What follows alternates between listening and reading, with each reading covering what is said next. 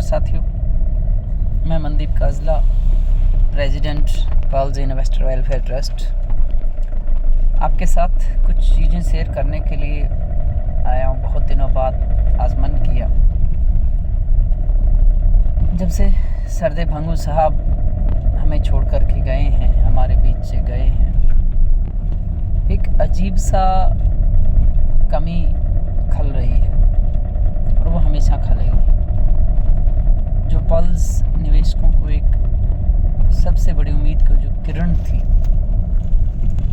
हर 100 रुपये महीने का डिपॉजिट करने वाले ग्राहक से लेकर के करोड़ों अरबों रुपए कमाने वाले एजेंटों और डायरेक्टरों तक, सबको ये लगता था कि हम जितना कमा लें खा लें वो हमारा, देनदारी तो भंगू साहब की है ही। लास्ट समय तक भी मैंने यही देखा, हर व्यक्ति अपनी जेब भरने में लगा है, हर व्यक्ति अपने आप को सेफ जोन में रखने को लगा है। देनदारी की जब बात आती है वो भंगू साहब की, बाकी सब हमारा। सेबी की रोक के बाद, सीबीआई की इन्वेस्टिगेशन के बाद, ईडी की इन्वेस्टिगेशन के बाद, सुप्रीम कोर्ट के आदेश के बावजूद, सेबी के रिकवरी नोटिस के बावजूद, पीएसीएल से संबंधित जितने भी डायरेक्टर, एमडी और टॉप प्रमोटर रहें, किसी भी व्यक्ति की आज तक पिछले 10 साल में एक भी पर्सनल प्रॉपर्टी अटैच नहीं की गई। पीएसीएल के डायरेक्टरों ने अपनी मनमानी पिछले 10 साल में की है।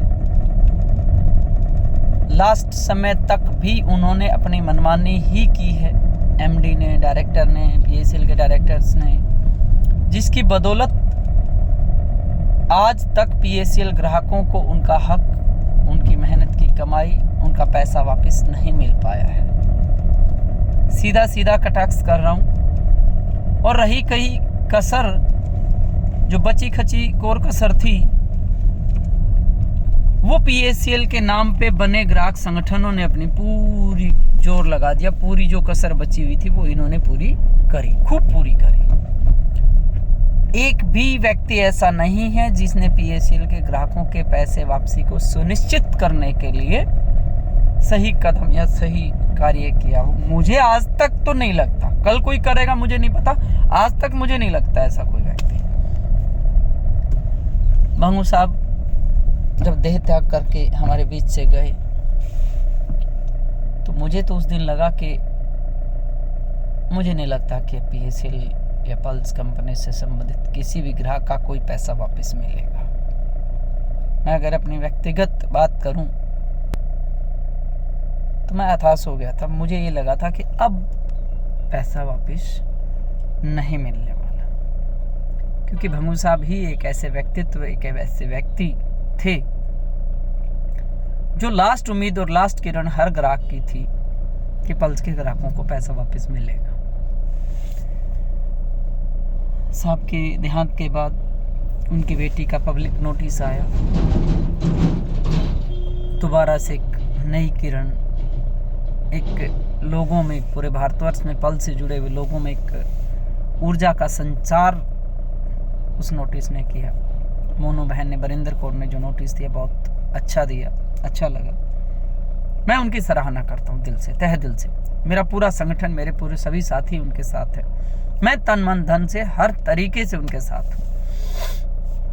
इसी दौरान, उनके देहांत के दौरान भी मैंने देखा बहुत से लोग दुश्मन के घर भी बैठने जाते हैं, दुश्मन के दाह संस्कार पे भी जाते हैं, दुश्मन के साथ भी सांत्वना रहती है।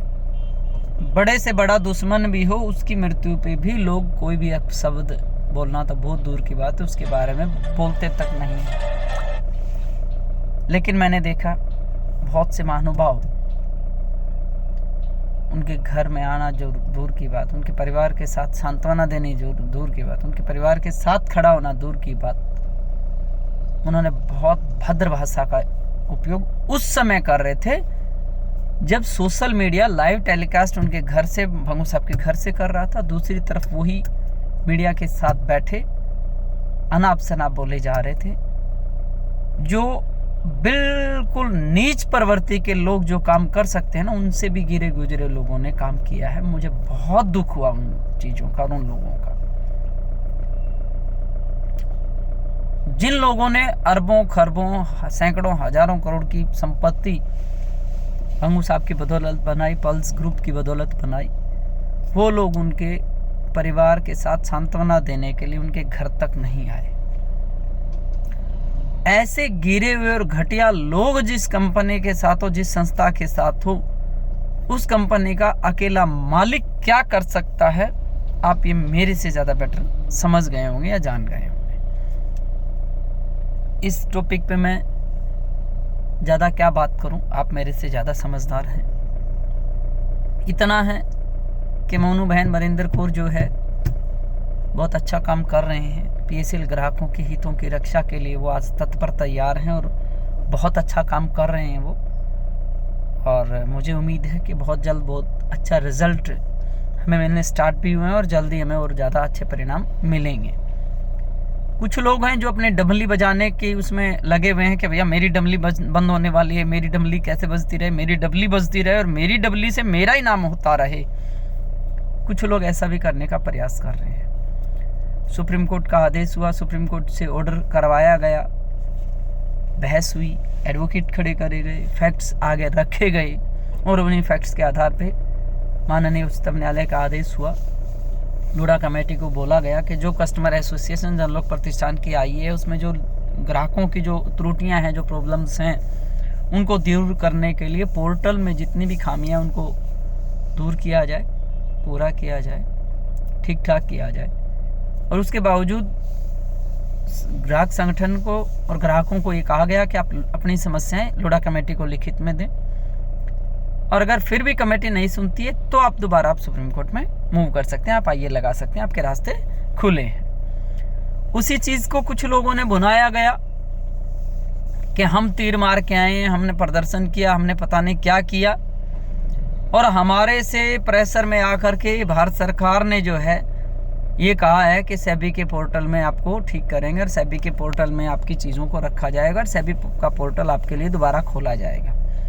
जबकि आपकी जानकारी के लिए बता दूं, जो पढ़े लिखे समझदार लोग हैं, जो लीगल चीज़ें समझते हैं, उनको पता है कि सुप्रीम कोर्ट के ऑर्डर से हुआ है, आपकी इस डबली बजाने से नहीं हुआ है। और आज तक पिछले 10 साल में बिना टारगेट, बिना एजेंडे हम सब चले हैं, जिसकी बदौलत, जिसकी वजह से आज 10 साल बाद भी ग्राहकों को पैसा नहीं मिल पा रहा है। इसीलिए जो आज आप बोल रहे हैं कि मैं रिक्वेस्ट करता हूं कि सभी ग्राहक संगठन एक हो जाएं, सभी साथी एक हो जाएं, सभी एजेंट, सब ग्राहक हमारा साथ दें। हम लड़ाई लड़ रहे हैं, हम लड़ेंगे, हम पैसा दिलाएंगे। इस पार्टी को वोट मत दो, उस पार्टी को मत वोट दो, ये पार्टी हमारे नहीं सुन रही, वो पार्टी हमारी नहीं सुन रही।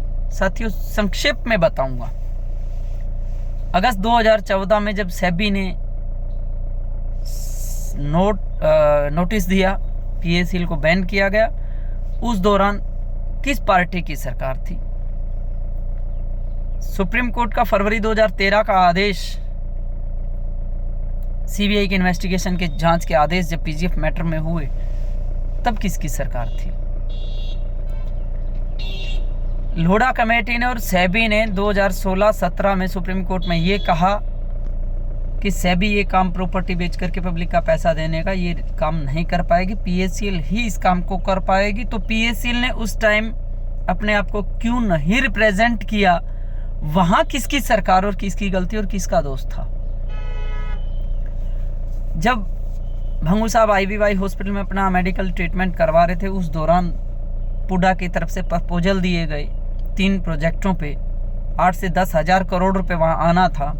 उन प्रपोजलों को अप्रूवल नहीं दिलवाया गया। किसकी वजह से वो प्रपोजल रहा, किसकी वजह से वो कंप्लीट नहीं हुआ, उसमें किस पार्टी और किस सरकार का हाथ था, किन लोगों की कमियां रही?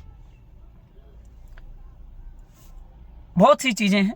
2020 में 21 में 2019-20 में जो ARC अपॉइंट करने के आदेश हुए, ARC का बीच में एक पंगा डाला गया, उसमें किस पार्टी, किस सरकार और किस व्यक्ति का हाथ था, किसकी कमियां रही? वो अप्रैल 2018 का ऑर्डर है, 2800 करोड़ रुपए रिकवरी करना है ब्रोकरों को, PSL का जो पैसा गया हुआ है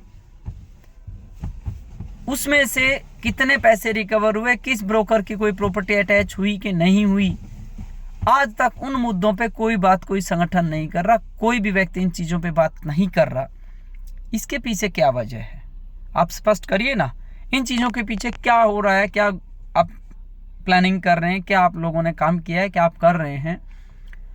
बहुत से डायरेक्टर प्रमोटर जिनकी अभी भी पर्सनल प्रॉपर्टियां जो PACL से बनी हुई है वो अटैच क्यों नहीं हुई, उनके पीछे क्या वजह है, कौन सी पार्टी है, कौन सा संगठन है, कौन से वो लोग हैं। तो बहुत सारे सवाल और बहुत सारी चीज़ें हैं जो चिंता का विषय है। उस पर भी हम काम कर रहे हैं। बहुत जल्द उन चीज़ों पे आपको सकारात्मक परिणाम मिलेंगे। हमारा संगठन पल्स इन्वेस्टर वेलफेयर ट्रस्ट पूर्ण रूप से हर ग्राहक के साथ है और लीगल जो भी लड़ाई रहेगी, हम लीगल लड़ाई लड़ करके हम ग्राहकों के हितों को सुरक्षित करते हुए ग्राहकों के हितों की लड़ाई लड़ रहे हैं और लड़ते रहेंगे। इन्हीं बातों के साथ ज़्यादा आज चीज़ें मैं शेयर नहीं करना चाहता। आने वाले समय में कुछ चीज़ें और हैं जो मैं आपको फैक्ट्स के आधार पे, तथ्यों के आधार पे मैं आपके साथ शेयर करूंगा। अभी भी मैंने जितनी बातें करी हैं वो लीगली ऑन डॉक्यूमेंट्री सारी चीज़ें हैं। मैं हमेशा डॉक्यूमेंट्री बात करता हूं, हवाई बातें नहीं करता। इन्हीं बातों के साथ साथियों आप पूर्णतः कॉन्फिडेंस में रहें। मुझे पूर्णतः विश्वास है हम बरिंदर कौर बहन के साथ हैं।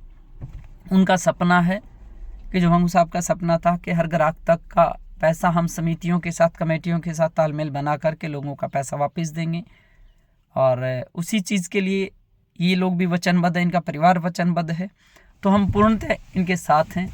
इन्हीं बातों के साथ के सभी ग्राहक साथी और ग्राहक संगठन